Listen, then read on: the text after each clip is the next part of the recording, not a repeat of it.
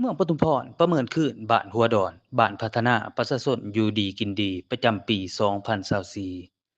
ตอนเสาร์วันที่3มิถุนายนปี2025ที่ผ่านมานี้คณะพรรคองค์การปกครองเมืองปทุมพรซึ่งนำโดยท่านนางปทุมมาแก้วมณีคณะประจำพรรคเมืองห้องเจ้าเมืองปทุมพรผู้ชี้นำโครงเขตวัฒนธรรมสังคมท่านเดชนครคอนสวรรค์คณะประจำพรรคเมืองห้องเจ้าเมืองปทุมพรผู้ชี้นำโครงเขตเศรษฐกิจมาด้านของการออมผางเมืองไหลลงกวดกาประเมินผลคืนบ้านหัวดอนแดง ซึ่งเป็นบ้านพัฒนาประชาชนอยู่ดีกินดีที่ได้ถือคำร้องนำมยศในครั้งวันที่19มังกรปี2024ที่ผ่านมากองประชุมได้จัดขึ้นอยู่ที่หองการปกครองบ้านดังกล่าวโดยมีท่านสมชายวรลาศกรรมการพรรคเมืองเลขาคณะหักฐานกลุ่ม3ดอนแดงองค์การปกครองบ้านหัวดอนตลอดฮอดบรรดาหน่วยงานทุกขันของบ้านเข้าร่วม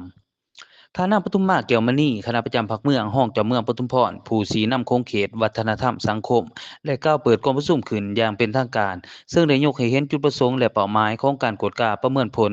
การสร้างบ้านพัฒนาประชาชนอยู่ดีกินดีแม่นปฏิบัติตามทิศอดีตประธานพรรคประธานประเทศแห่งสปปลาวในการสร้างสังคมนิยมอยู่ลาวโดยริเริ่มจากการสร้างปฐมปัจจัยสังคมนิยมแต่หากฐานขึ้นมา บ้านหัวดอนแม่นบ้านหนึ่งที่ถูกกำหนดเป็นบ้านทดลองสร้างของเมืองปทุมพรในการสร้างเป็นบ้านพัฒนาประชาชนอยู่ดีกินดีมติศูนย์หาข้อจพคจสลงวันที่10มังกรปี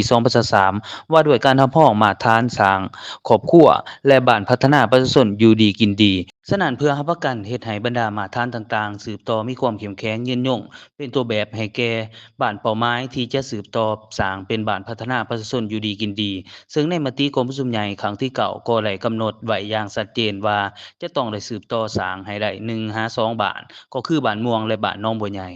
โอกาสนี้คณะภาคองค์การปกครองเมืองปทุมพรก็ได้มอบเงินสุกหนูจำนวน5ล้านกีบให้แก่องค์การปกครองบ้านหัวดอนเพื่อประกอบส่วนเขาในการก่อสร้างเส้นทางเบตงของบ้านจากนั้นบรรดาของการอ้อมขางเมืองก็ได้กวดกาประเมินผลตามเวียกงานสายต่างของตนแต่ละโครงเขต